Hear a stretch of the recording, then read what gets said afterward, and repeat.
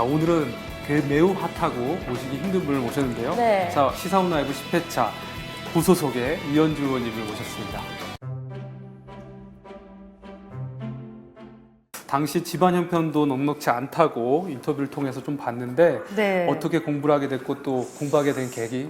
그때가 IMF 때거든요. 아. 그래가지고 저희 아버지가 사업이 이제 기울어지고 있던 찰나에 이제 IMF 때 연쇄 묻어나서 사업이 그렇죠. 망했어요. 네. 그런 상황이 되니까 사람이 있잖아요. 갑자기 초인적인 힘이 나더라고요. 우리 엄마가 네 그러고 울고 계시는 거예요. 네 그러고 울고 계시고 아버지는 이제 묻어났으니까 도피하시잖아요. 네. 집에 안 들어오시고 그리고 동생들은 대학 이제 막 들어가고 고등학생이고 막 그랬거든요. 내가 안 하면 안 된다. 정말 제가 평생 있잖아요. 고3 때도 그렇게 열심히 공부를 안 했는데 눈 뜬 시간에는 그거 준비만 했던 것 같아요. 자, 이후로는 대기업에서 젊은 나이로 임원에 올랐다라고 돼 있는데 네. 진짜 프로필을 보니까요. 네. 굉장히 화려합니다. S-오일 상무로도 근무하셨고 르노삼성자동차 법무팀장으로도 근무를 하셨어요.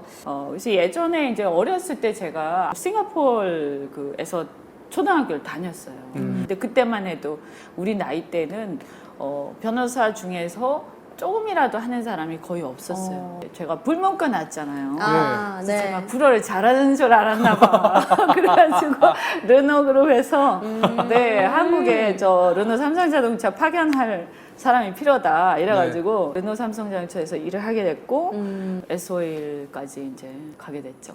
정말 왠지 대기업에서 정점 찍으셨을 것 같은데 왜 정치를 하셨을까요? 그때 그 어머니가 돌아가셨어요. 어머니가. 네.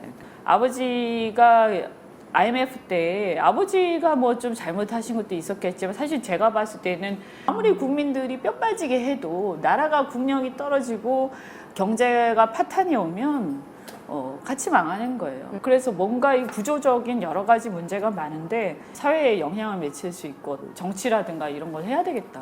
그렇게 생각을 했죠. 네. 보니까 최근에 시민단체인 행동하는 자유시민, 자유시민, 네. 거기에 공동대표로 활동하고 계신데 자, 자유시민이 어떤 곳인지 자유와 그다음에 시장 경제의 장점을 신뢰하고 그다음에 우리의 건강한 경쟁을 통해서 오히려 더 공정한 사회가 만들어갈 수 있다라고 믿는 자유주의자들이 이제 우리가 일종의 시민단체를 만들어서 활동을 하고 있고요. 어떤 특정한 세력이 자기들만이 옳다라고 하면서 자기들하고 다른 사람들을 막 이렇게 공격해가지고 사실상 거의 왕따를 시킨다든가 이렇게 독재 분위기를 만든다든가 네. 이런 것들에 대해서 우리가 저항도 하고 또 삼척에 어선 네. 귀순 문제가 또 네. 있지 않습니까? 네. 네. 이 뉴스로 인해서 국방부 안보 관련해서 걱정하시는 분들이 많습니다. 네. 의원님 삼척 어선 귀순 사건 어떻게 보셨습니까?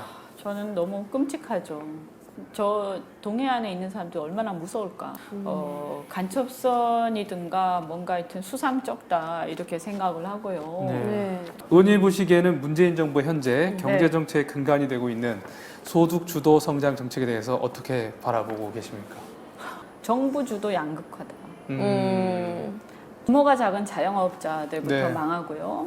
노조가 없는 네. 작은 규모의 네. 힘없는 노동자들은 네. 어떻게 할 수가 없어요. 그렇죠. 네, 그리고 같이 망하는 거예요. 그다음에 이제 52시간 같은 경우에도 사실은 그건 권고를 할 네. 얘기예요. 네. 52시간이 좋은 거야. 그러니까 너는 더 일하고 싶어도 일하지 마 이런 네. 거잖아요. 지금은 강제 노역을 하는 게 아니기 때문에 노동 시간을 갖다가 억지로 줄이니까 줄여 나가자라고 분위기를 조성하는 건 좋은데 강제하는 거는 안 맞다 이런 거고 또 중요한 게 뭐냐면 시간만 줄이면 안 돼요. 생산성이 올라가야 돼요.